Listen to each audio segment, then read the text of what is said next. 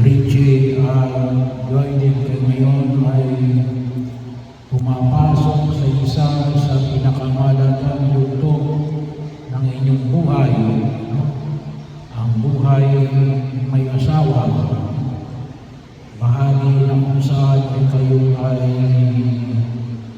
hindi lamang legal, no? Sa atin naman kapag kinasal ka sa simbahan, automatic kasal ka sa gobyerno. Kapag kayo kinasal sa gobyerno, hindi automatic na kasal kayo sa simbahan.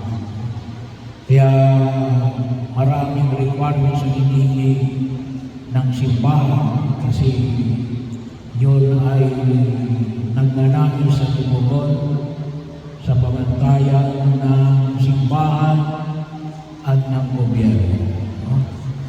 So, bahagi yun. Hindi lang kayo legal, pero kasama yun. No?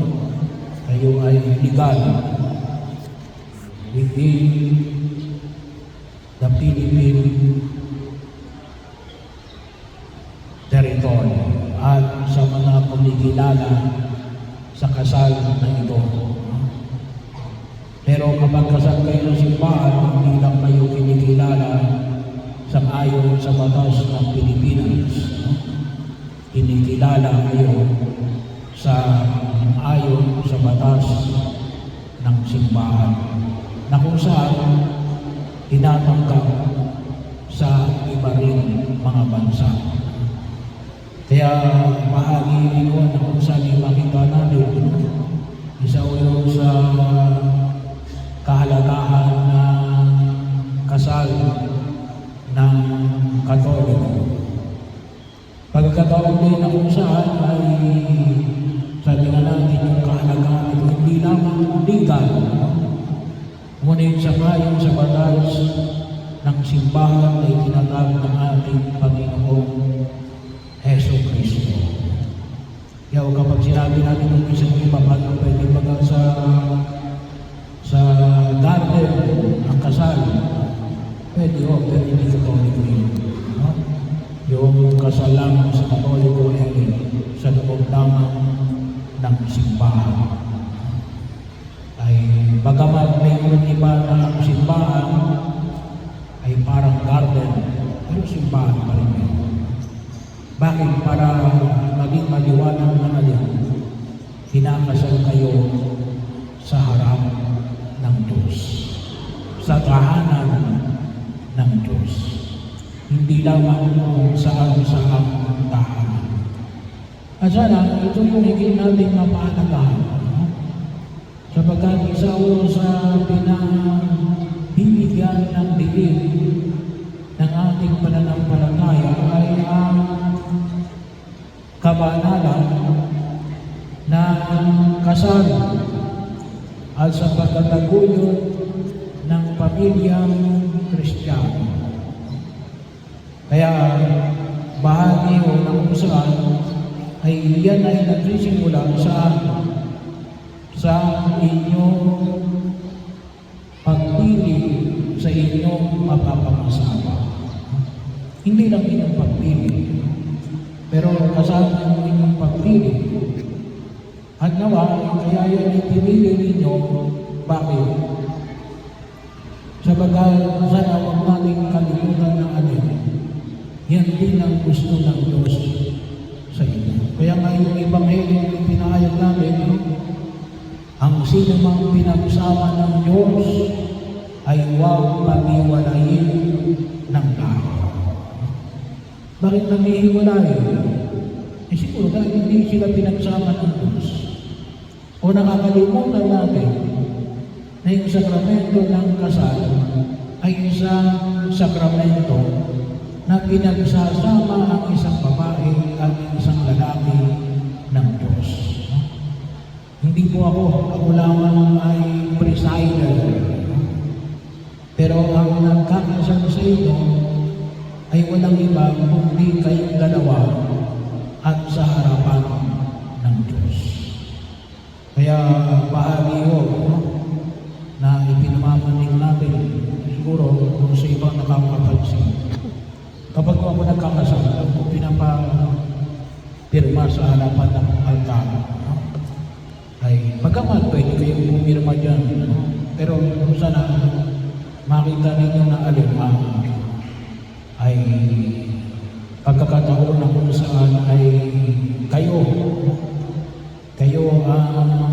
hindi lamang pumipirma, ngunit pumipirma kayo sa harapan ng Diyos.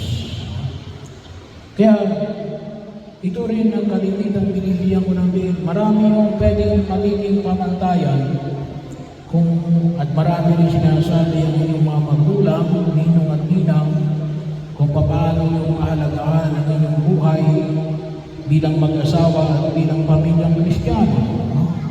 At yun ay malaking may tutulong. Ang aking paanyaya lamang ay huwag niyong kalimutan natin. Sana yung maging maliwanag sa inyo na bigay kayo ng Diyos sa bawat isa. Hindi lang uban tayo. Ngunit yun ay isang maliwanag na pagkilala.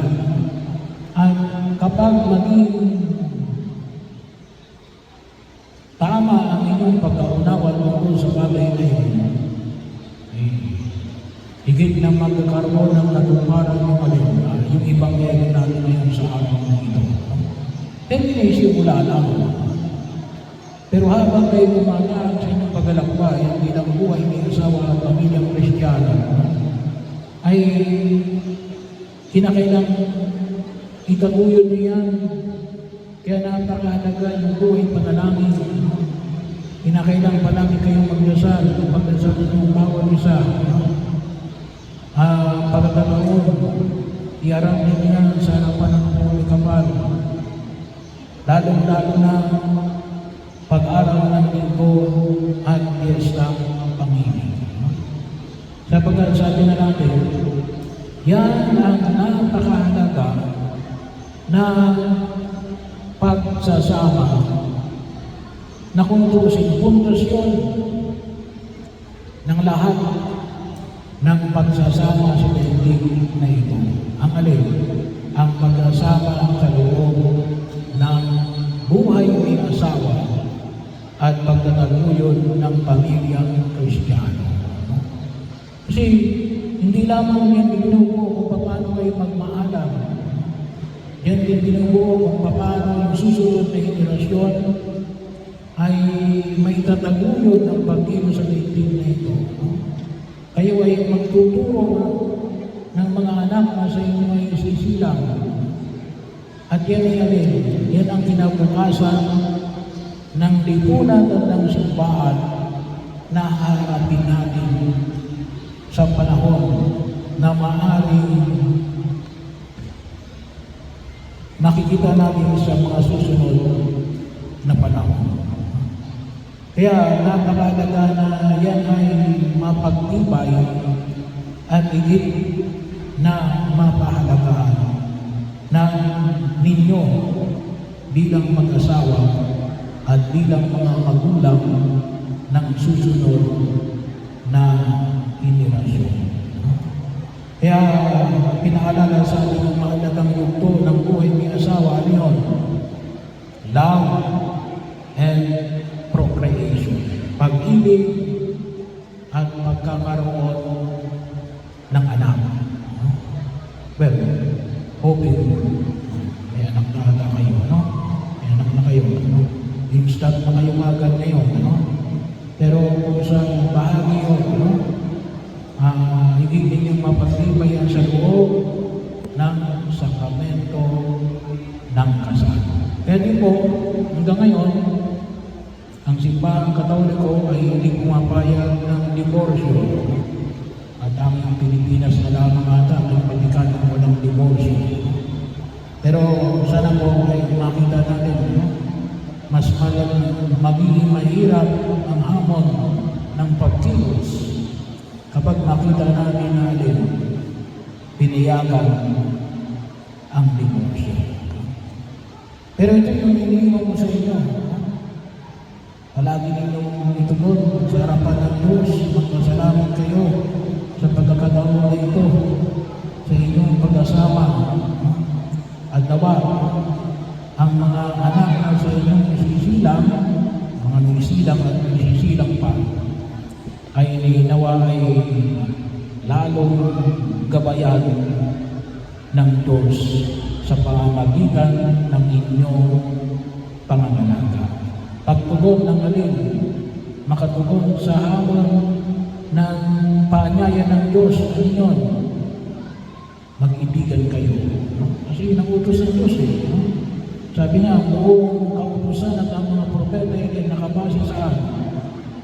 Sa utos ng mag-ibigan kayo.